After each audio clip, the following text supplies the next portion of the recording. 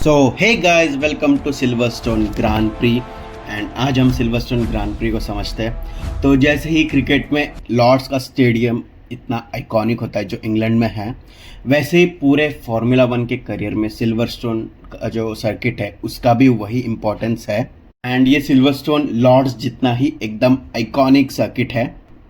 First हम timings की बात करते हैं। एंड इस वीकेंड पे जो है वो स्प्रिंट भी होने वाला है, तो ये वीकेंड काफ़ी एक्साइटिंग होने वाला है। तो ये मेरे स्क्रीन पे सामने टाइमिंग्स है कि 3 जुलाई को जो है वो प्रैक्टिस 1 होगा, फिर स्प्रिंट भी 3 जुलाई को ही होगा, स्प्रिंट क्वालिफाइंग, फिर स्प्रिंट रेस जो है वो 4 जुलाई, फिर नॉर्मल क्वालिफाइंग 4 जुलाई, एंड फिर ग्रैंड प्री जो है वो 5 जुलाई को शाम को 7:30 बजे होगा। तो आप जितने भी सारे टाइमिंग्स है वो according to the Indian Standard Time दिए, तो आप टाइमिंग सेव करके रखना। एंड आपको पता है कि इसको कहाँ पे देखना है। Fan code, F1 TV pro, F1 TV premium, formula one की दूसरी वेबसाइट्स एंड कुछ यूट्यूब पे, एंड आप सबको पता है कि टेलीग्राम पे।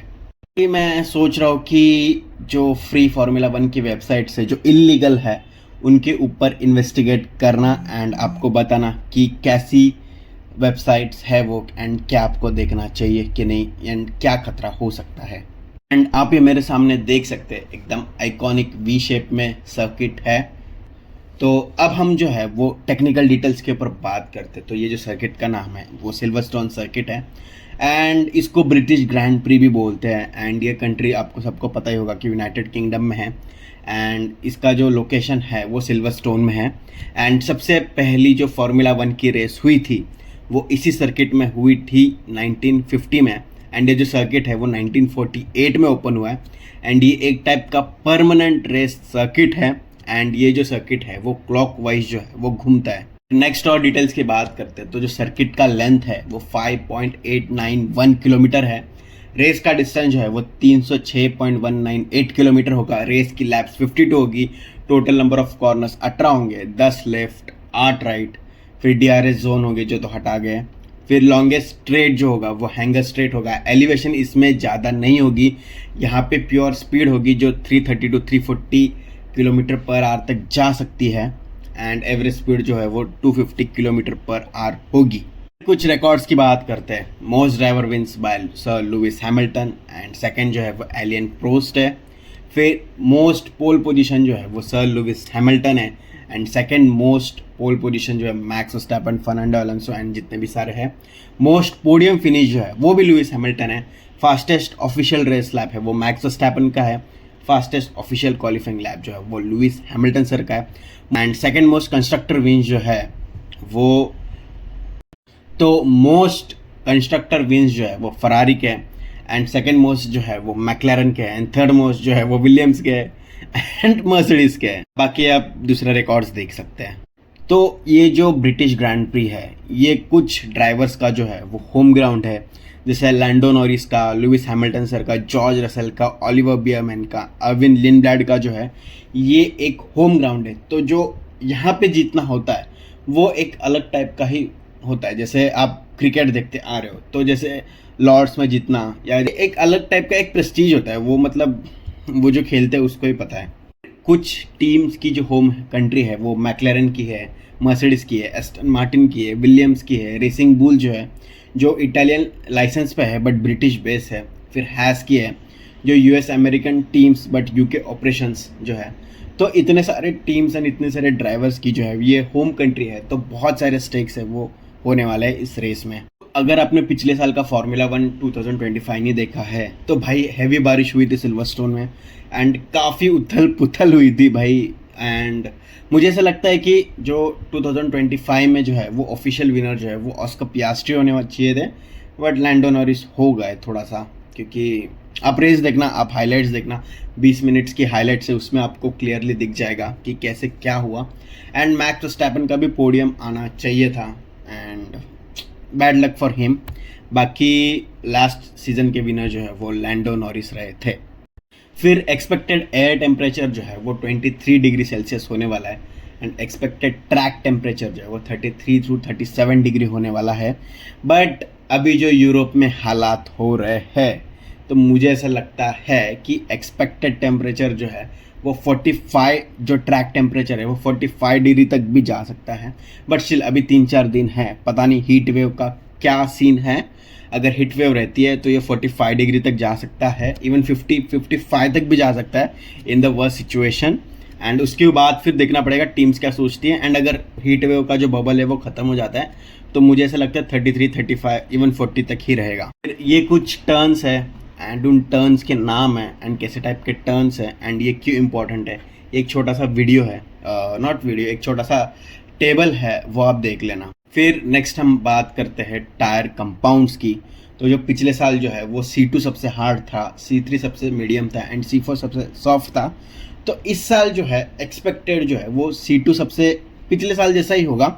बट अगर टेम्परेचर ये हीट वेव की वजह से थोड़ा कुछ होता है तो माइट बी चेंजेस, लाइक जो टायर कंपाउंड्स है वो चेंज हो सकते हैं। C1 सबसे हार्ड हो सकता है एंड C3 सबसे सॉफ्ट हो सकता है। बाकी ये तो एक एक्सपेक्टेड है, बाकी तो अभी तो फिलहाल यही एक्सपेक्टेड है। एंड इनका जो लाइफ है वो सॉफ्ट है वो 12 से 18 लैब, जो मैक्सिमम 20 तक जा सकता है। मीडियम जो है वो 20 से 28 लैब, मैक्सिमम 30। एंड हार्ड जो है वो 30 to 38 लैब्स, मैक्सिमम 40। एंड ये रेस जो है वो टोटल 52 लैब्स की है। तो देखते हैं expected effect of temperature on tyre. तो टायर वियर जो है वो बहुत ज़्यादा होने वाला है बिकॉज ये एक रेस सर्किट है।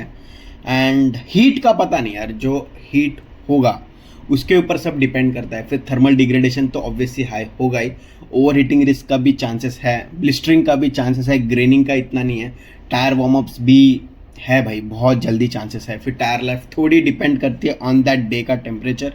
फिर टायर मैनेजमेंट इस चीज़ में बहुत करता है। फरारी को भाई वो एक बार क्या जीत गया वो लकी वाली स्ट्रैटेजी से, तो उससे नहीं जीतना है भाई, बहुत कुछ है और भी स्ट्रैटेजीज है जो यूज़ करनी चाहिए। एंड ये गेम जो है वो पूरा स्ट्रैटेजी सेंसिटिव होने वाला है भाई। फरारी को अगर पिछले रेस में वो 3 बार पिट नहीं करती तो शायद फरारी जो है वो पोडियम में आ सकती थी। But it was just Ferrari का जो ऑलवेज ब्लंडर था भाई, सिंपल बोलूँ ब्लंडर था, कुछ मास्टर क्लास स्ट्रैटेजी नहीं थी। जो बार्सिलोना में भी किया था वो मास्टर क्लास स्ट्रैटेजी नहीं थी, it was just a pure luck.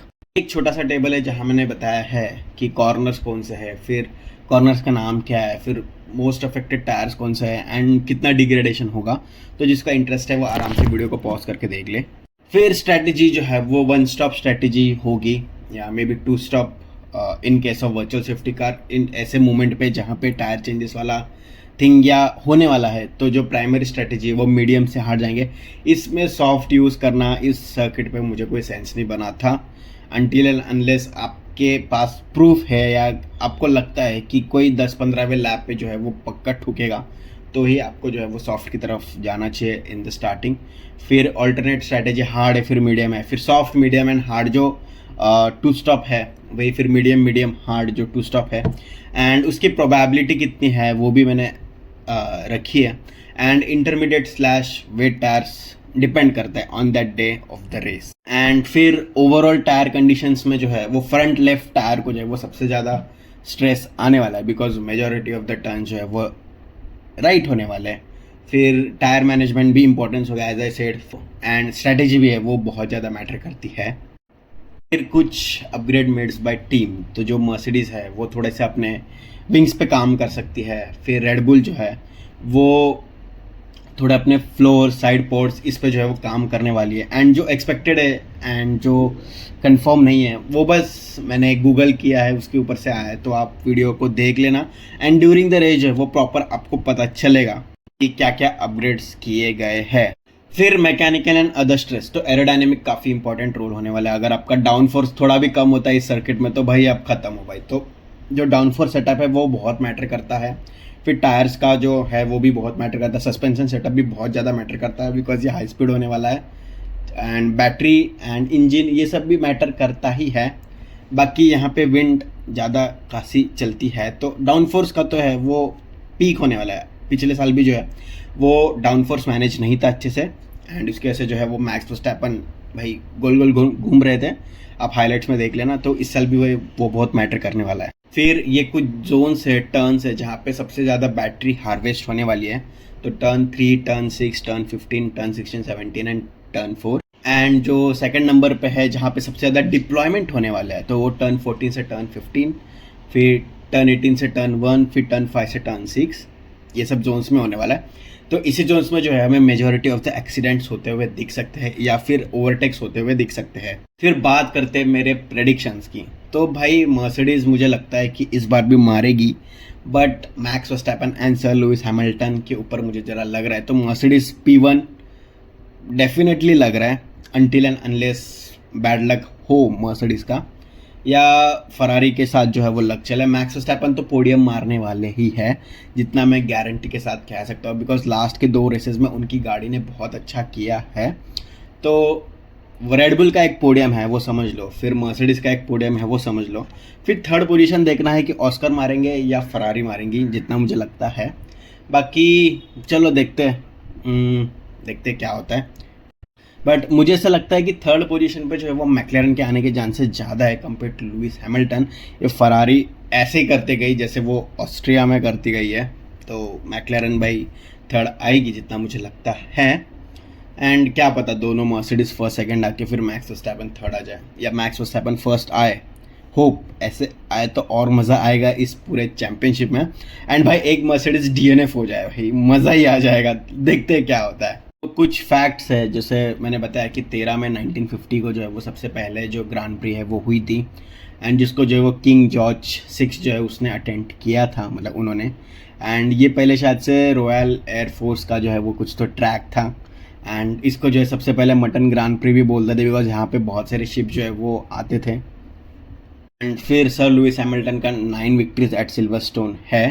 बाकी आप वीडियो को पॉज करके आराम से देख लेना, ये वीडियो काफ़ी लंबी हो गई है, 12:30। वीडियो के लिए बस रखते इतना ही। एंड वीडियो पसंद आए तो चैनल को सब्सक्राइब करके जाना, एंड मेरे पुराने वाले वीडियोस वो भी देख लेना। एंड मुझे टॉपिक जो है वो सजेस्ट करना कि और कौन से टॉपिक्स पे बताओ, जिससे Formula 1 का नॉलेज जो है वो आपका भी बढ़े एंड सबका बढ़े। तो आज के वीडियो के लिए बस रखते इतना ही, चलो बाय।